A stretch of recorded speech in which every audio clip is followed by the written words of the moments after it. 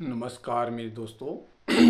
मेरा आज का जो वीडियो बनाने का जो लक्ष्य है वो है एक जिसको जो बोलते हैं डिप्रेशन। जब कोई व्यक्ति डिप्रेशन में जाता है तो शुरुआत किस तरह से होती है। मैं जितनी भी वीडियो बनाता हूँ, मेरा उन वीडियो से लक्ष्य समाज को जागरूक करना है, ना कि कोई जिस तरह से लोग फेसबुक पे पैसे कमाने के लिए कई तरह की वीडियो डालते हैं। लेकिन मेरा वीडियो डालने का एक अपना नज़रिया है कि मैं समाज को जागरूक करना चाहता हूँ कि जो जिसको जो बोलते हैं आप बीती बातें मैं इन वीडियो में डालता हूँ, जो मेरे साथ बीती हुई होती है। लेकिन कुछ मित्रों का कहना है कि स्टेटस जो डालते हैं आप, वो आपका आईना होता है। लेकिन ऐसा कुछ भी नहीं है। स्टेटस में जो मैं डालता हूँ वो मेरा आईने से उसका कोई भी तात्पर्य नहीं है। जो मुझे चीज़ अच्छी लगती है उसे मैं रख लेता हूँ, जो मुझे बुरी लगती है मैं उसको नहीं डालता हूँ। कुछ तो लोग मुझे कहते हैं कि आप दुख पर वीडियो डालते हैं, तो किसी के लिए वो वीडियो समझने के लिए सुख देगी, लेकिन किसी के लिए वो दुख भी देगी। तो चलो इन बातों को तो छोड़ के मैं आपको जो आज बात बता रहा हूँ वो है डिप्रेशन। डिप्रेशन में जाने की शुरुआत किस तरह से होती है मैं आपको बता रहा हूँ, और इससे आपको यह भी बताऊंगा कि आप इससे कैसे निपट सकते हैं। कोई ये बहुत बड़ी बीमारी भी नहीं है जो इससे निकला न जाए। तो जब हमें डिप्रेशन की शुरुआत होती है तो सबसे पहले क्या होता है कि हमें रोना आता है। रोना आता है और बंदा ये सोचता है कि मैं कितना कर रो लूँ। और ये जो है शुरुआत के दिनों में होती है। तो उस वक्त आपको क्या अपने शरीर का कौन सा टेस्ट करवाना चाहिए। उस वक्त आपको जो है अपने जो शरीर का जो टेस्ट होता है उसको कहते हैं उस टेस्ट का नाम है आपका, उसको बोलते हैं कैस्ट्रॉयल। आपने जब आप कैस्ट्रॉल का टेस्ट कराएंगे तो आपका कैस्ट्रॉल बढ़ा होगा, क्योंकि कैस्ट्रॉल से ही डिप्रेशन में जाने की शुरुआत होती है। और जब आपने कैस्ट्रॉल पे नियंत्रित नहीं किया तो आपकी राइट हैंड या लेफ्ट हैंड बाजू में जो है सुन्न होना शुरू हो जाएगी, जिसको बोलते हैं नर्वस सिस्टम बोलते हैं। न्यूरोबिन वाले इसको बोलते हैं कि नर्वस सिस्टम में आपकी नसों में जो है ब्लॉकेज आई या कुछ आई, तो उस तरह से आती है। आप चाहे इसका इलाज चंडीगढ़ करवाइए चाहे कहीं भी करवाइए, इसका कोई भी कहीं इलाज नहीं होगा। और फिर इसके बाद क्या होता है कि जब हम हॉस्पिटलों से दवाइयाँ खा खा के हार मान लेते हैं, फिर हम मंदिरों की तरफ रुख कर लेते हैं। लेकिन मंदिरों में भी इसका कोई इलाज नहीं है। इसका जो इलाज है, इसका सिंपल सा इलाज ये है कि पहले तो आप कैस्ट्रॉल को काबू कीजिए। और जिस व्यक्ति को इस तरह की बीमारी है, जिसको जी बोलते हैं कि सोच इतनी नेगेटिव हो जाती है कि उसे अपना काम से नफरत हो जाती है और वो एक ही चीज़ पे ध्यान देता है, सुसाइड पे। तो आपने क्या करना है कि उस वक्त पहले तो आप उसका इलाज करवाइए, जो मेडिकल इलाज है। क्योंकि अगर आप पुरोहितों के पास जाएंगे तो वो आपको ग्रह बताएगा, मंदिरों के पास जाएंगे तो वो आपको जादू टोना दिखाएंगे।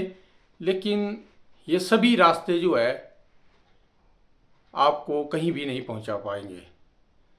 मैं सीधा साधा व्यक्ति हूं और मैं आपको यही बता रहा हूं कि जब ऐसी स्थिति आ जाए तो आपने क्या करना है कि अगर आपका डिप्रेशन बहुत ज़्यादा है तो तब तो आप दवाइयाँ खाइए। और मैं तो ये कहता हूँ कि 15 दिन से ज़्यादा आपने वो कोई भी दवाई नहीं खानी है। क्योंकि जब दवाई आप लेते हैं तो उससे क्या होता है कि आपका सिर भारी हो जाएगा और जो आपके दिमाग में जो सोच चल रही है वो डिलीट हो जाएगी। लेकिन जब दवाई का जो प्रभाव ख़त्म हो जाता है तो दोबारा आदमी वही का वही हो जाता है। तो आपने क्या करना है कि अपने दिमाग को डाइवर्ट करने के लिए काम में उलझे रहना है। एक दिन आपको प्रॉब्लम आएगी कि मैंने कोई काम नहीं करना, क्योंकि जब डिप्रेशन में व्यक्ति होता है तो वो जब काम में उसका मन नहीं लगता तो आपने उसको थोड़ा थोड़ा बिजी इस तरह से करना है कि वो शाम तक चाहे थोड़ा ही काम करे लेकिन वो बिजी रहे।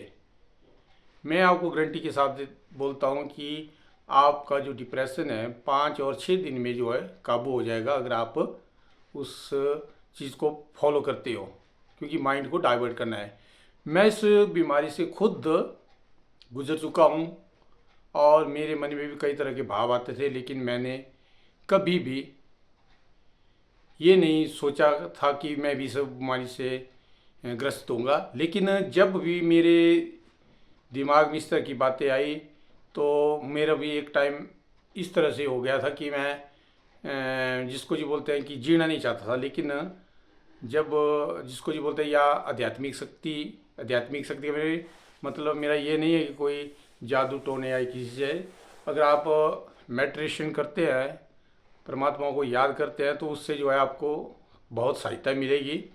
लेकिन पाखंड में नहीं जाना है, किसी पक्षी की बलि नहीं देनी है, ना किसी जानवर की बलि देनी है, लेकिन आपने आध्यात्मिक तौर पे जो है परमात्मा को याद करना है और उससे जो आपकी विल पावर स्ट्रांग होगी और आहिस्ता आहिस्ता जो है आप इस डिप्रेशन से बाहर निकल जाएंगे।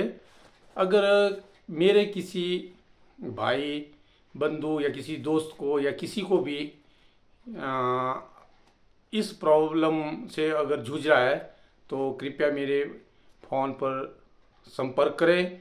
मैं आपकी सहायता के लिए 24 घंटे हाजिर हूँ और ये बहुत बड़ी बीमारी नहीं है, इससे डरना नहीं है। और जो इस चीज़ से ग्रसित है उसको उसके साथ रहना है, उसको बातों में बिजी करना है, उसको काम में बिजी करना है, उसको अकेला नहीं छोड़ना है।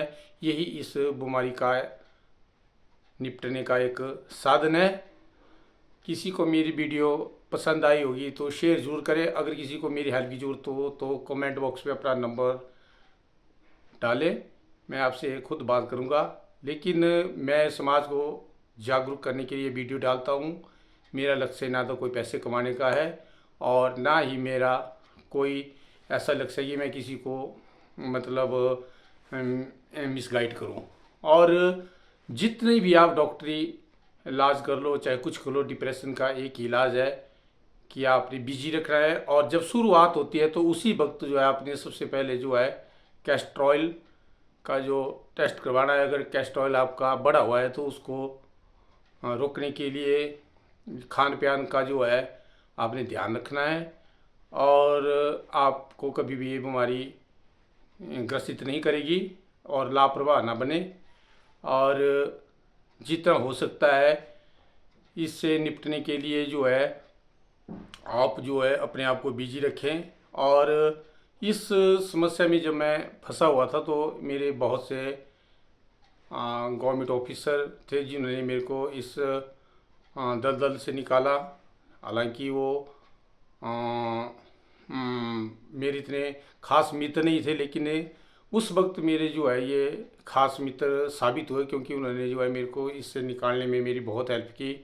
कभी वो अपने घर के लिए मेरे को काम के लिए बुला लेते थे, कभी दूसरे लोग बुला लेते थे। तो इस तरह से जो है मैं इस बीमारी से निकल पाया हूँ और आप लोगों को भी मैं यही विश्वास दिलाता हूँ कि ये बहुत बड़ी बीमारी नहीं है, इससे आप आसानी से निकल सकते हैं। ठीक है मेरे भाइयों।